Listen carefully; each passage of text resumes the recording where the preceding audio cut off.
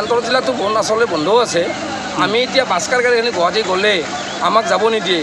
ৰঙিয়াত ধৰি পেলাই আপোনাৰ পইচা 1500কে পুলিচে লৈ আছে ৰঙিয়াত। গতিকে ৰঙিয়াৰ গাড়ীখিনি চলিব দিয়ে, আমাক চলিব নিদিয়ে। আমাৰ বাছকাৰখিনিৰ গাড়ীখিনিৰ অৱস্থা খুবেই বেয়া হৈছে। গতিকে আমাৰ চলাৰ মানে কোনো উপায় নহয় গৈছে। আন্তঃজিলা বন্ধ আছে। আন্তঃজিলা বন্ধ আছে। গাড়ী আজি বহুত ঘূৰালে। ঘূৰাইছোঁ আপোনাৰ বাহিৰৰ গাড়ীবিলাক আহি আছে। বাহিৰৰ গাড়ীবিলাক কেনেকৈ আহিলে? 20-25খন গাড়ী ঘূৰালে। 20-25খন গাড়ী ঘূৰালোঁ। ক'ৰ গাড়ী আছে? এইবিলাক আপোনাৰ কেৰালা গাড়ী আছিলে, বিহাৰৰ আছিলে, বঙাইগাঁও আছিলে, বৰপেটা ৰোড আছিলে। ইপিনে গুৱাহাটীৰ পৰা গাড়ী আহিছে।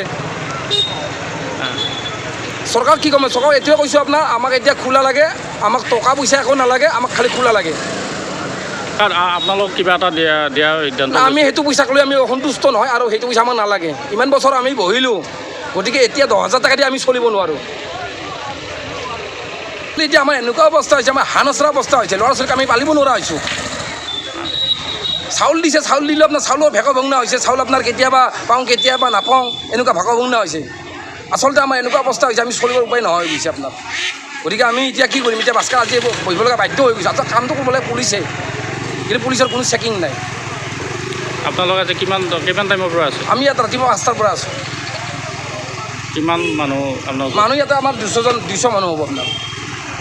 এনেকৈ কাৰ্যসূচী চলি থাকিব? এনেকুৱা কাৰ্যসূচী চলি থাকিব আজি আপোনাৰ।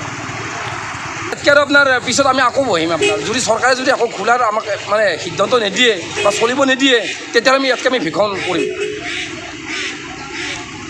আমাৰ চাওক, আজি আন্তঃজিলা বন্ধ হৈ আছে। আজি 4 মাহ হ'ল। 4 মাহ হোৱাৰ লগে লগে এই 4 মাহটো আমি চলিব নালাগিব। আমাৰ পৰিয়াল নাছে ঘৰত, ল'ৰা ছোৱালী এডমিশ্যন দিব পৰা নাই, নিজে খাব পৰা নাই। এতিয়া বহুত আমাৰ অসুবিধা হৈছে। এতিয়া আমাৰ আন্তঃজিলা আমাৰ বাছকেইখন কৰোণা আহে, বাকী বিহাৰৰ, উৰিষ্যাৰ, কেৰেলাৰ, তামিলনাডুৰ এইবিলাক বাছত কোনোদিন কৰোণা নাহে। এইটো আৰু কেনেহেন কথা? কৰোণাটো আৰু আপোনাক মোক সুধি পেলাই আহিব নেকি? সেইটোতো নহয় না। হাজাৰ হাজাৰ মানুহ আহি আছে, ট্ৰেইনততো কৰোণা নালাগে। আমাৰ গাড়ীবিলাকৰ পৰা পইচা লৈ পুলিছে, পইচা দি পেলাই আমি পাৰ হ'ব লাগে। কিয়? আমি ইণ্টাৰ ডিষ্ট্ৰিক্ট পাৰ হৈছোঁ। অঁ, প্ৰত্যেক গাড়ী দিব লাগে ৰঙিয়াত পইচা। কাক দিব লাগে? পুলিচক দিব লাগে। পুলিচক? 400-500 শ্ৰমিক আছে। এনেকৈ আগন্তুক কাৰ্যসূচী চলি থাকিব? অঁ, চলি থাকিব আমাৰ। চৰক আমাৰ এটাই আহ্বান, আজি আমাৰ গোটেইখিনি কণ্ডিশ্যন চৰকাৰে গম পায়েই, জানি বুজি চৰকাৰে চকু মুজি আছে।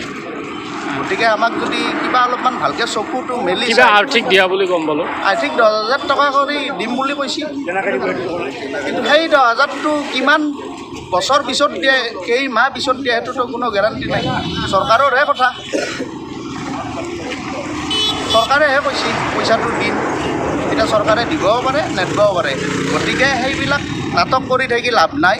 আমাৰ বহুত শ্ৰমিকবিলাক আজিৰ ডেটত উত্তেজিত হৈ গৈছে, পেটৰ ভোকত। আজি কিমান টাইমৰ পৰা আছে ইয়াত? আজি ৰাতিপুৱা আমি 5টা বজাৰ পৰা আছোঁ।